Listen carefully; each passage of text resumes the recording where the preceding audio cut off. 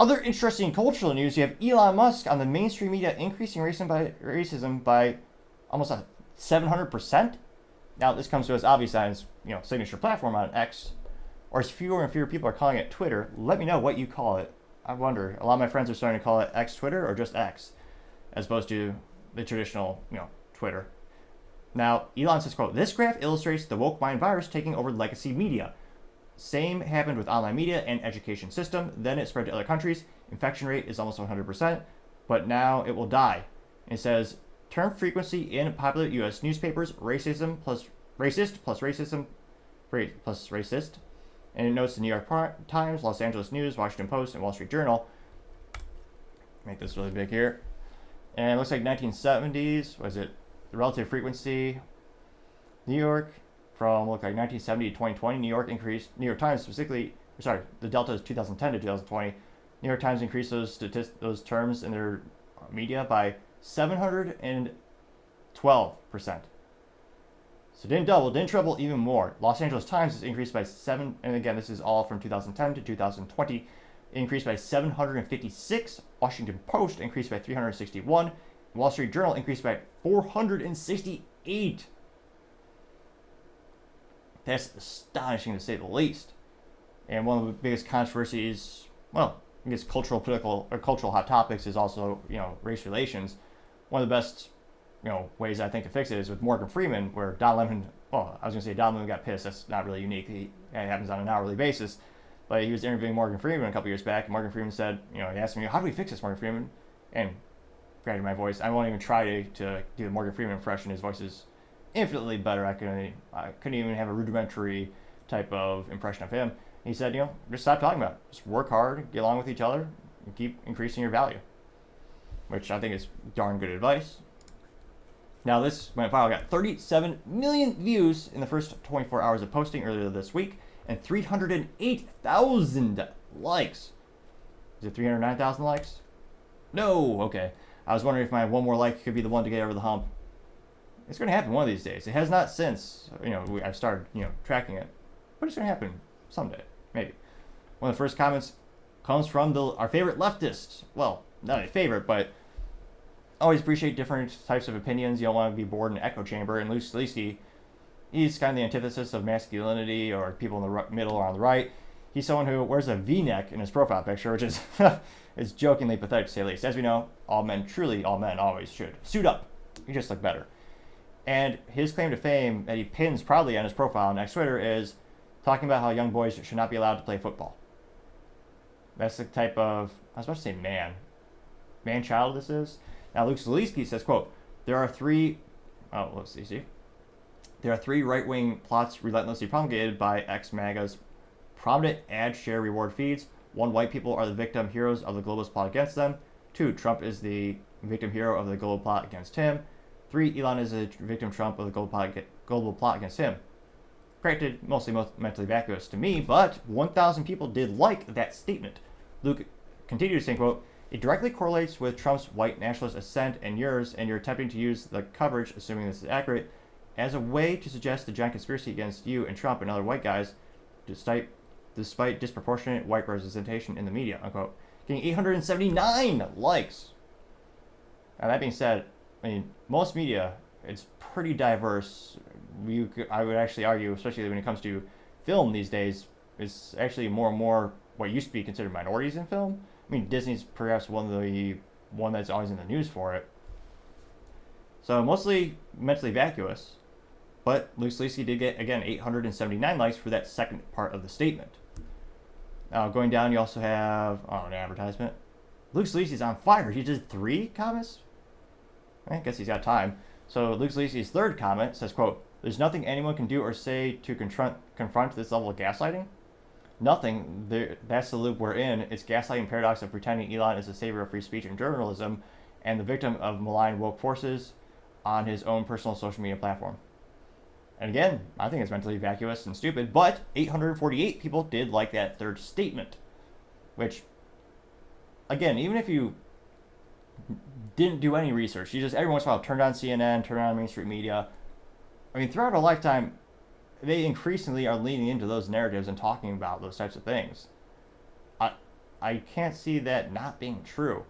Now, some other comments comes from the redheaded libertarian, and she says, quote, the 2013 NDAA repealed the domestic dissemination ban from the Smith-Mundt Act. This allowed for propaganda to freely flow through our country, again for the first time since World War II. Now find 2013 on the x-axis, and she got 936 likes. And if you go back to that chart, 2013 is when you had the really exponential big increase. So it looks like from 2010 to 2012, or sorry, 2010 to 2011, 2012, wasn't too much of interference. Actually, one of them actually went down, Washington Post. And then after her time frame that she knows, it does increase exponentially. Like the U.S. inflation rate. Haha, that's a sad pun. Because inflation robs us all, thanks to our government's ineptitudes. You have Zuby saying, quote, there are people who think the USA is more racist now than it was 100 years ago. Clown show. Getting 12,000 likes, which, yes, if you're, and I've met those people, I don't know if they're just, perhaps we can say they're mentally blind, but suggest that the US is more racist now than 100 years ago is one of the most asinine things you could possibly say. And there's a reason everyone is working like hell to get to the US illegally and legally. And there's a reason my family got out of Cuba and came to the US. They didn't go somewhere else. The US is quite literally the land of opportunity. I mean, one of the largest social media companies on the planet is owned by an African American, Elon Musk. He was born down there, and he came to America for opportunity. Some of the other top comments, let's see here. Let's see. Trump Army says, quote, reporter, why do you keep calling Joe Biden a criminal? President Trump, he's a criminal. He got caught, read his laptop, and do you know who's a criminal? The media. Media is a criminal for not reporting on it. Well, yes, that is also the deep state where you had, 50 plus former FBI executives or advisors, directors. They all came out and said, oh no, the laptop's for sure, not real. It's bunk. It's not real. Yeah, it turned out to be yet another lie from our government. And it's quite concerning when you look at the polling after the election in 2020, where people asked if you knew about the laptop with the Hunter Biden issue, where you had 10% going to the big guy, would you have still voted for Biden? And enough people in those surveys said that they would not, that Trump would have won. Again, there's no such thing as a perfect survey. The sample sizes are usually 500 to 2,000 people, and it always, of course, does vary on geographic location, but they did make sure that they were checking the polling. They were actually asking registered Democrats. So they were looking at the right sample size. Now that little tweet got 4,000 likes. Looks like there's a little video of Trump saying something. The main strategy seems to be to call Biden a criminal. Why is that? He is a criminal. He's a criminal. He got caught, read his laptop, and you know who's a criminal? You're a criminal for not reporting it. You are a criminal for not reporting it. Let me tell you something. Joe Biden is a criminal, and he's been a criminal for a long time, and you're a criminal in the media for not reporting it. Good luck, everybody. Have a good time. The only thing that was missing is the cliche rap music where, was it na na na na, where you had like the cool pixelated glasses drop down. But they did get 4,000 likes. Let's see here. Truth Justice says, quote, it's time to destroy the legacy media, the greatest tool of the communist globalist WF members trying to infect humanity with their sickness and diseased minds, getting 1.3 thousand likes. Tara Bull says, quote, it's wild how the media will do anything to keep control over the way people think, but who's controlling the media? Unquote, getting 4,000 likes. General TM says, quote, I blame Obama for the woke virus and for the graph that supports it, getting 2.4 thousand likes. And Gunther Edelman says, quote, legacy media is on its last breath, good riddance, getting 3.8 thousand likes. Oh, I forget this Dogecoin, the real name for the founder. I think this is his name. Shibatashi Nakamoto. He says, quote, race is one of the least interesting things about any human, getting 4.2 thousand likes. It's true. What's the most important thing is their character and what they actually do. Let's see here. Clay Thompson says, quote, the end of the woke movement is near. It has peaked in 1.2 thousand likes. Let's see here. I love the group videos. Let's see.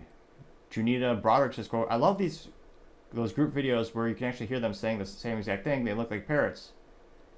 And this is... Hi, I'm Fox San Antonio's Jessica Headley. And I'm Ryan Wolf. Our greatest responsibility is to serve our Treasure Valley communities, the El Paso, Las Cruces communities, Eastern Iowa communities, Mid-Michigan communities.